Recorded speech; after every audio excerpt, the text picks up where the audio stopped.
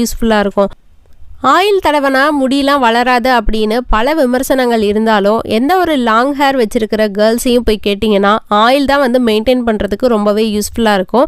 அது வந்து பார்த்திங்கன்னா ஸ்கேல்ப்பை நல்லா நரிஷ் பண்ணி உங்களுக்கு வந்து நல்லா மெயின்டைன் பண்ணுறதுக்கு யூஸ்ஃபுல்லாக இருக்கும்.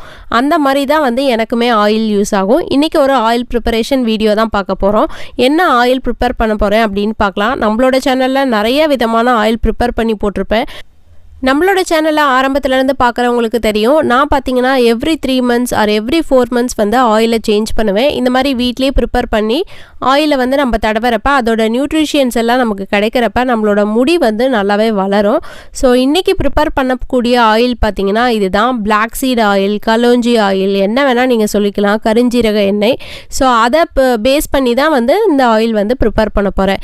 இந்த மாதிரி ஆயில் வந்து நீங்கள் வீட்லேயே ப்ரிப்பேர் பண்ணுறதுனால உங்களோட முடி வந்து வளர்றதுக்கும், அதே மாதிரி இங்கெல்லாம் பார்த்தீங்கன்னா